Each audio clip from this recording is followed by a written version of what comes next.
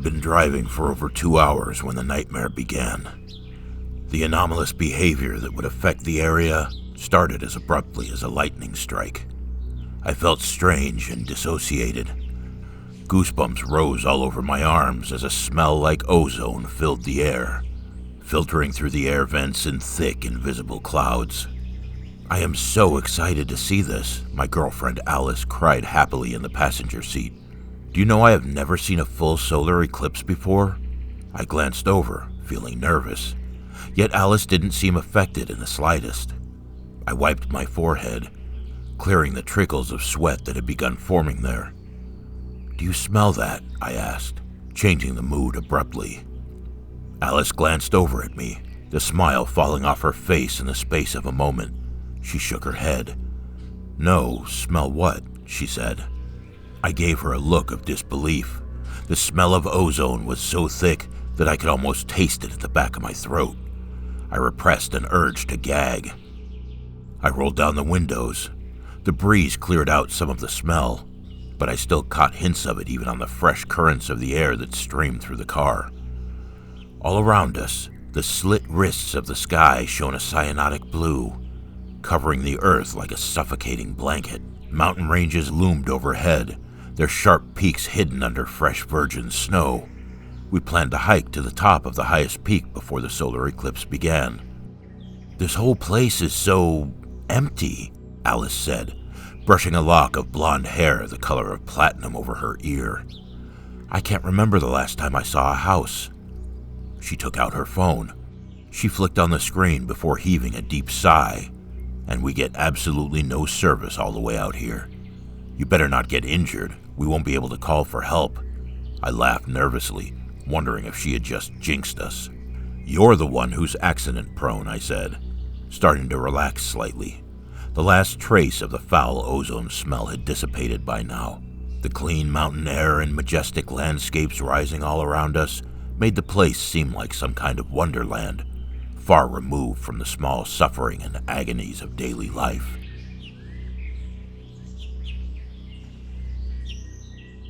After another 20 minutes of driving, surrounded on all sides by dark forests filled with evergreens and shadows, we saw a faded brown sign reading, "To Mount Bloodstone, 5 miles.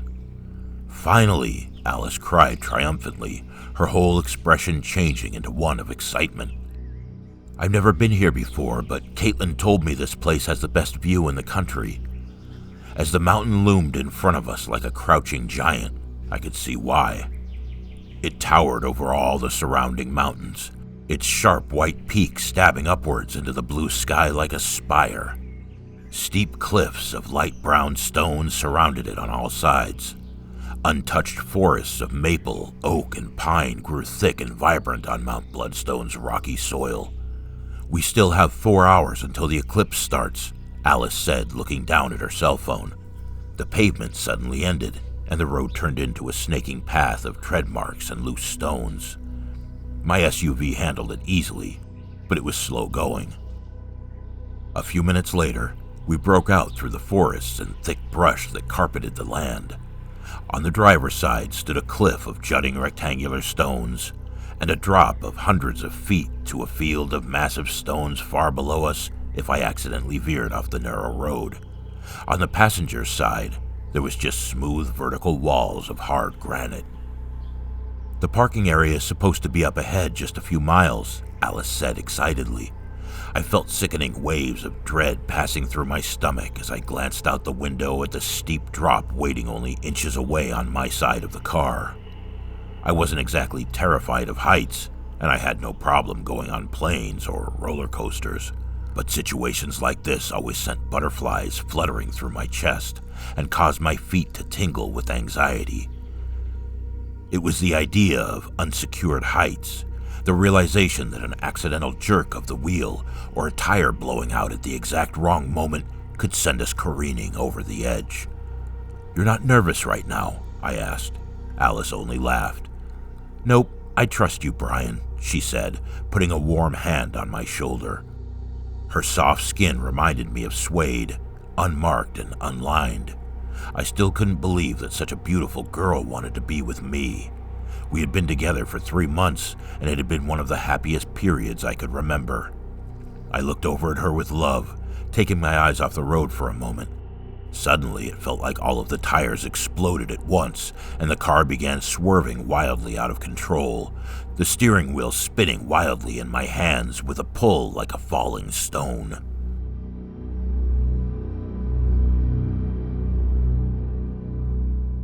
"Fuck!" I cried. Alice screamed next to me, her voice filled with mortal terror.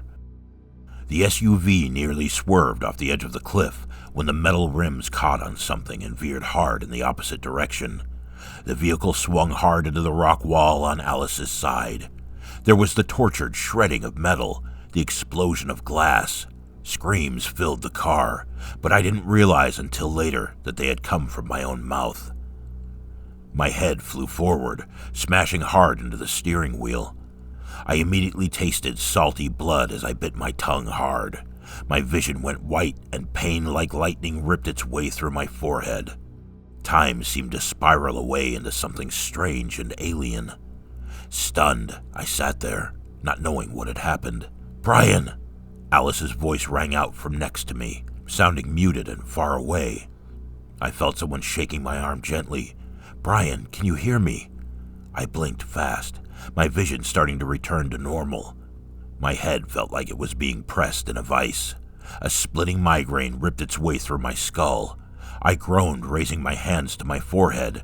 I tried pushing on the sides of my head, as if I could keep it from splitting apart from simple willpower alone.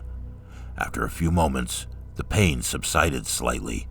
I inhaled deeply and spit blood on the floor. Yeah, I'm okay," I said, though I wasn't sure how true that was. I pulled my fingers away from my forehead, seeing they were slick with blood. I glanced over at Alice, but other than a small cut across her cheek, she seemed totally unhurt. "What the fuck just happened?" She shook her head, uncertainty crossing her eyes. "We had an accident," she said, glancing down at her cell phone.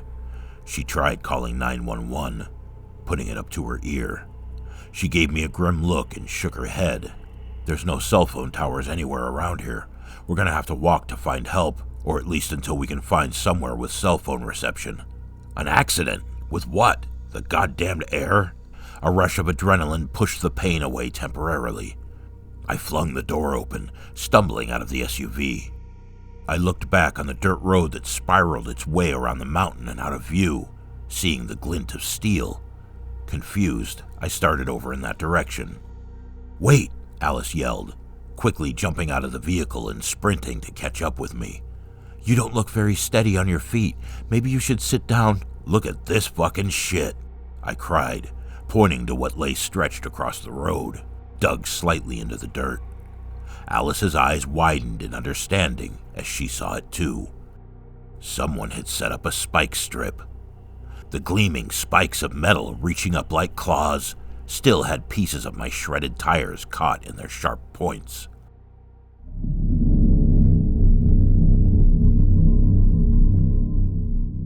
"Someone's out to get us," I whispered nervously, glancing both ways down the dirt road. I had no idea what to do now. We were out in the absolute middle of nowhere. I didn't even know which direction to go, unless I wanted to try hiking back dozens of miles to the last gas station we had seen. The SUV was blocking the narrow road. Further down, I saw a small dirt turnaround jutting off to the side. I drove the vehicle on its rims and pulled over, locking the doors. I grabbed my backpack and filled it with my water bottle, buck knife, and the small amount of food we had in the car, mostly trail mix and candy. It wouldn't last long, I knew, and the water would run out even sooner if we didn't find a river or stream. I grabbed my Swiss Army knife and lighter and put them in my pocket, just in case of emergencies. "Which way?" Alice asked. It was a good question. This road didn't just lead to the trail that wound its way to the top of Mount Bloodstone, after all, but also continued down the other side and potentially to civilization. I had no map, so I just shrugged and motioned forward. "I think we should keep moving in the same direction," I said. "The last gas station was at least 20 miles back that way. For all we know, there could be a house or another gas station much closer if we just keep going straight."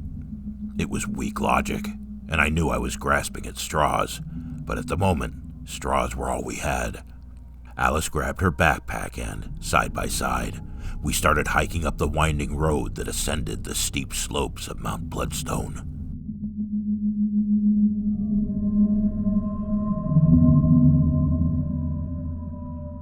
We had been walking for nearly an hour when I noticed a strange smell wafting on the breeze.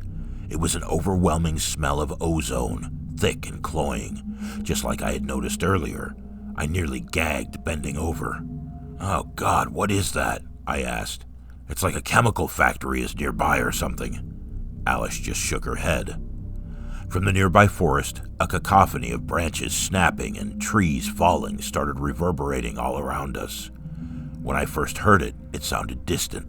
I looked at Alice at first, wondering if it was some sort of avalanche or earthquake on another nearby mountain. "Is that an avalanche?" I yelled as the sound rapidly increased into deafening echoes of smashing and breaking heading in our direction. A predatory cry rang through the mountains, full of power and energy, reminding me of the roaring of some ancient Tyrannosaurus Rex. It shook the ground and mixed with the noise of destruction that came at us like a tidal wave. Alice and I started sprinting blindly up the road. She tried to say something, but I couldn't hear her over the ringing in my ears. Whatever caused the racket veered away from us and deeper into the woods, angling itself straight up the side of the mountain. I glanced back, seeing trees fall and branches crash. In the middle of this path of destruction, I caught a glimpse of something massive and alien. It slithered forward like a snake, hundreds of feet long. Its body was covered in soft layers of blood-red feathers that rippled gently in the breeze. A deep turquoise line of feathers ran straight down the center of its spine. From the top of its body, two enormous wings jutted out like the wings of some enormous dragon. They had soft pink blood vessels spiderwebbing through the pale gray flesh. The wings beat at the air and the enormous feathered snake slowly flew up, its sharp spiked tail ripping more trees out of the ground as it slammed from side to side. Within a few seconds, it gained speed, flying up and over an enormous stone cliff and out of view.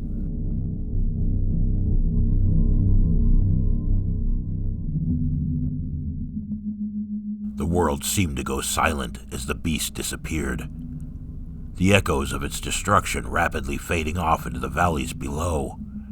Alice had gotten far ahead of me. I sprinted up to her. She turned to me, covered in sweat, her skin looking chalk white from terror. "Did you see it?" I asked breathlessly. She gave me a strange look. "See what?" she said. "When the avalanche started, I ran. I didn't see anything." I stared at her, mouth agape. "You didn't look back a minute ago. There was some massive animal causing all those trees to fall. That wasn't any avalanche," I said.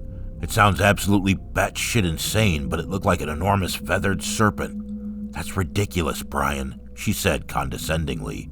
"Are you sure you're not still suffering from hitting your head during the accident? Sometimes that kind of stuff can cause weird side effects." "What, are you saying I'm tripping out?" "I'm telling you, I saw it as certainly as I see you here in front of me right now. It was moving away from us, and I didn't see its face, but I saw its body. It must have been 200 or 300 feet long," I said grimly, trying to convince her. Alice only sighed and glanced forward.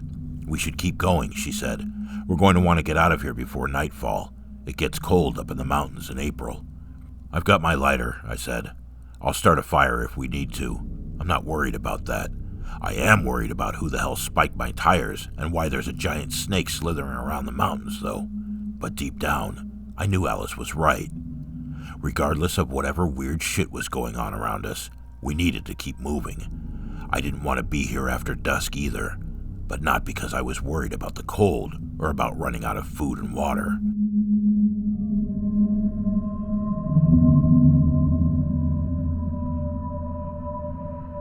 "The solar eclipse is only a couple hours away," Alice said, glancing down at her phone. "I really don't care," I said glumly. I pulled out my water from the pack and took a long swallow. I held it up to the sun and realized with growing anxiety that my water was already mostly gone. "Why do you think someone would put spike strips on this road?" I asked. The thought had been bouncing around my head, growing louder and more insistent. I kept coming back to the same answer: to ambush, kidnap, or possibly murder them. The dark woods began to feel more sinister, the shadows deeper and darker. I kept my head on a swivel, looking constantly for any sign that we were being followed. "It's probably just kids or teenagers screwing around," Alice said, raising a perfectly plucked eyebrow. "I mean, who else would do something so dangerous and stupid? Someone who wants to rob or kidnap someone, or maybe a serial killer looking for victims," I responded, feeling sick. I had taken my buck knife out of my backpack and now held it tightly in my hand, my knuckles white. I felt better just holding it, even though I knew it would likely do no good against someone with a gun, and that it would do absolutely nothing against that enormous snake if it came back. I looked into the woods stretching up the side of the mountain. Behind a nearby cluster of bushes, a pale face peeked out, something that looked mostly, but not entirely, human. It had bone-white skin and slitted pupils in its glowing yellow eyes. Its hairless face split into a grin. 2 obsidian fangs swiveled out like the teeth of a rattlesnake. I stopped in my tracks, stuttering and pointing. Alice glanced over at me. She followed my finger and froze like a deer in the headlights.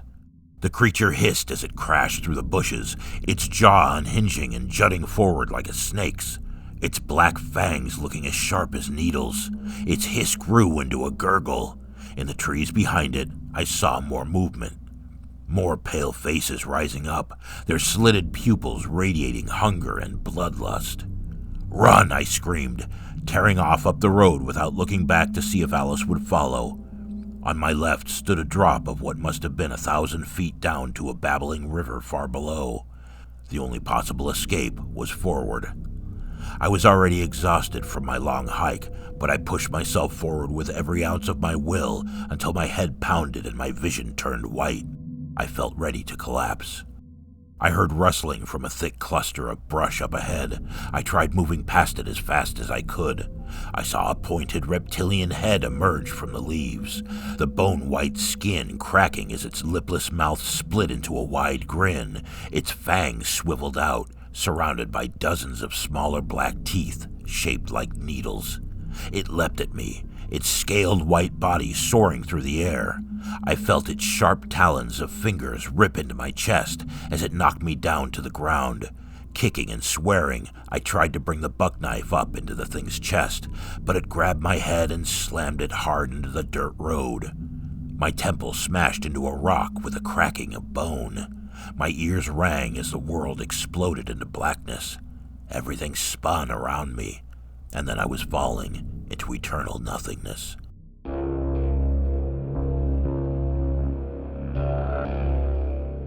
I woke suddenly, the migraine in my head now so bad that it felt like torrents of lava were burning their way through my skull. I groaned, blinking quickly. The sunlight streaming down from the sky made me feel weak and nauseous. I turned, retching, but my stomach had nothing but water in it. I ended up vomiting up water with pink streaks of what looked like blood in it. I raised my head, looking around. "Welcome to hell, buddy," a middle-aged man with a face like a bulldog said from a few feet to my right. I glanced over at him, seeing he was tied down with coils of rope to a rough-hewn wooden bench. I realized I was situated the same way. My hands and feet were tightly tied together. I tried wriggling them free with no success. Dozens more people were situated in a line stretching off into the distance, each of them tied down to their own primitive table of rough planks. I looked to my left, expecting to see Alice, but she wasn't there. It was an elderly woman with an enormous purple bruise over her left temple. Her dark eyes fluttered as she stared at me with horror. More people were tied down on that side too, all of them moving their heads and looking around with dead eyes and expressions of horror. "They got you too, huh?" the old woman asked in a weak, strained voice. Her eyes looked far away, as if she were already on the other side of the veil and no longer existed in her physical body. "Where are we?" I asked. "What's going on?" "You're in the town of Noctum," the man on my right said, his fat face quivering with fear. "From what I've gathered while I've been held prisoner here, Those creatures worship the snake god, who only comes out during the solar eclipse.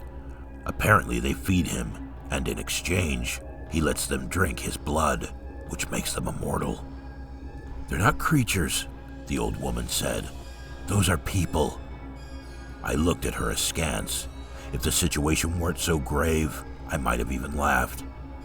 Those are people, I said sarcastically, with the slitted eyes and the forked tongues and the fangs that come out like a rattlesnake's.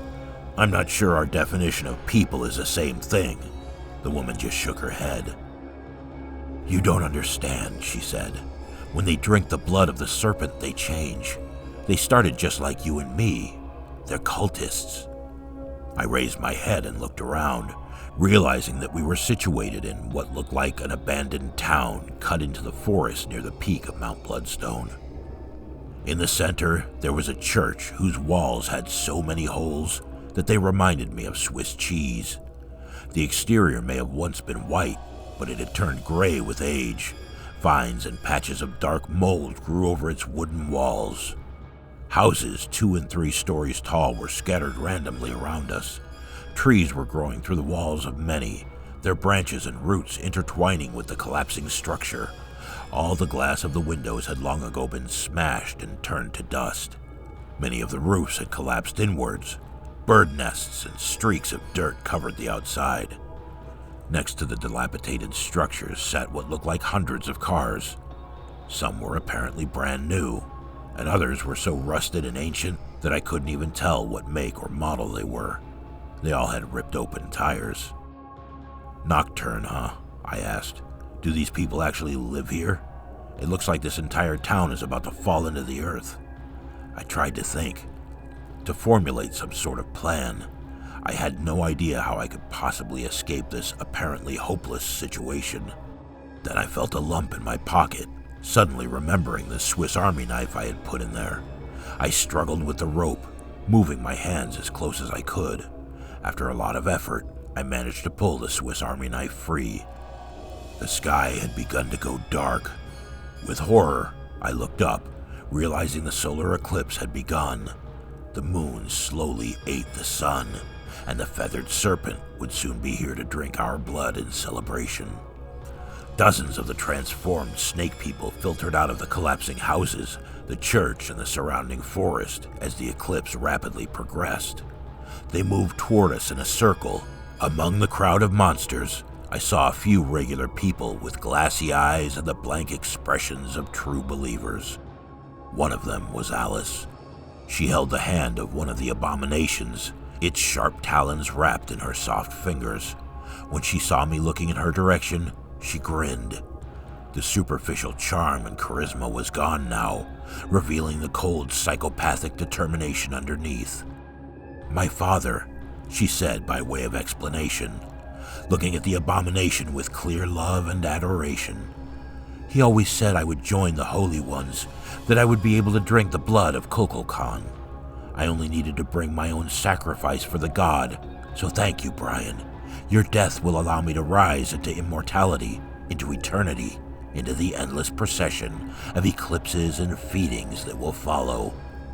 I was too stunned to speak. My teeth chattered in terror. But I didn't get to think about it long, for at that moment, the trees in the nearby forest started falling with a crash.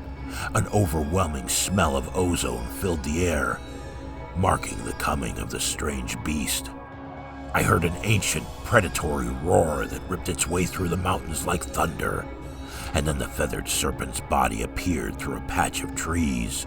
Its blood-red feathers shimmered in the mountain breeze as its wings beat the air.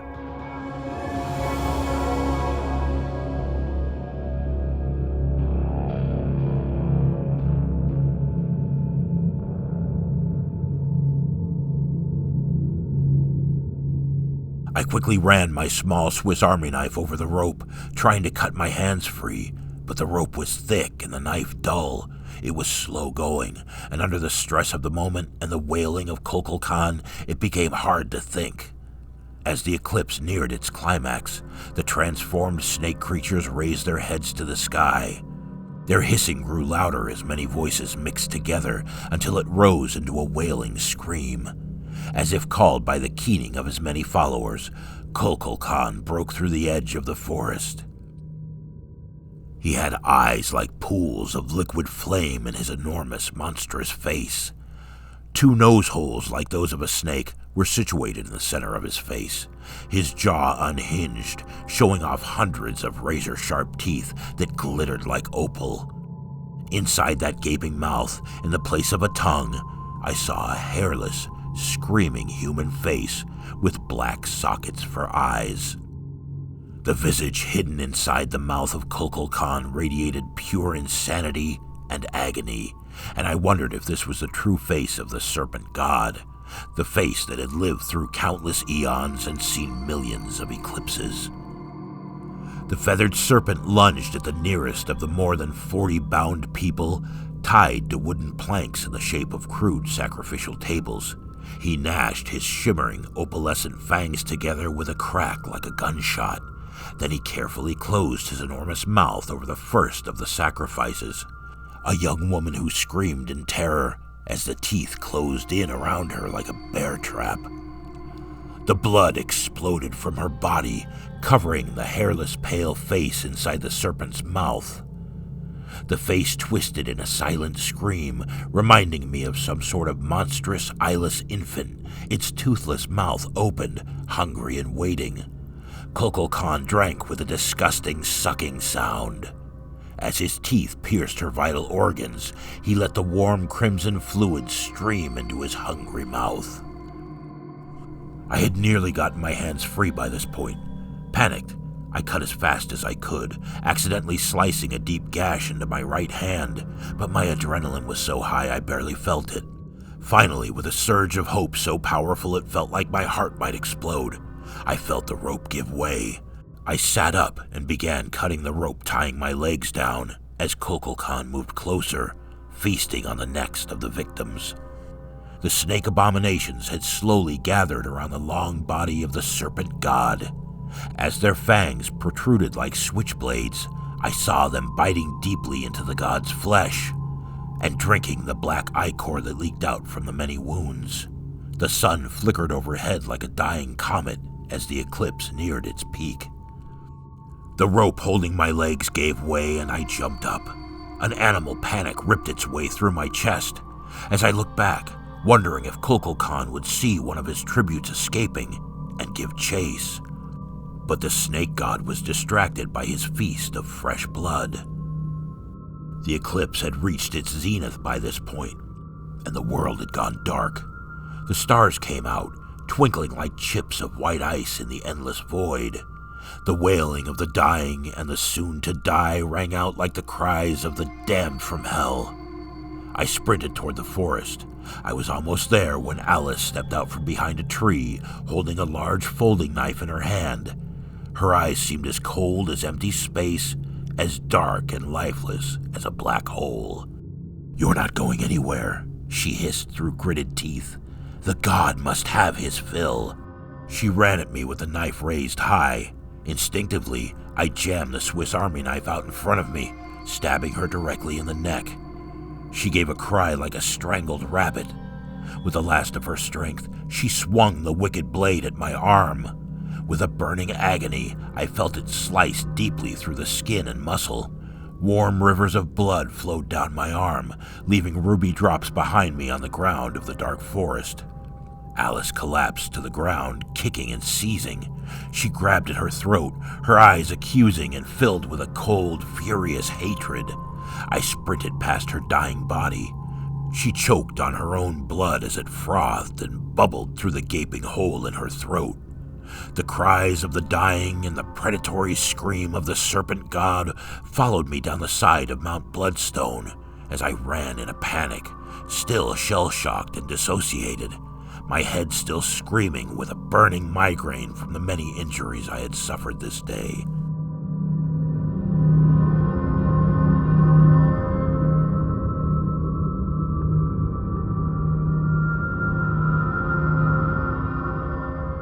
I ended up finding the dirt road and following it back the way I had come. I hiked as far as I could that day until night fell. I wanted to put as much distance between myself and Mount Bloodstone as possible. I had a fire in the forest that night, and I kept a constant watch. I thought I caught glimpses of pale faces with slitted pupils peeking around bushes, but whenever I looked, I saw nothing. Perhaps it was just my sleep-deprived, exhausted mind suffering from too much stress and trauma. Perhaps. I ended up reaching a gas station the next day. I felt like a man dying of thirst in the desert reaching an oasis. With thanks, I looked up to the sun in the sky, glad to see its light burning. At that moment, I hoped I would never see another solar eclipse again.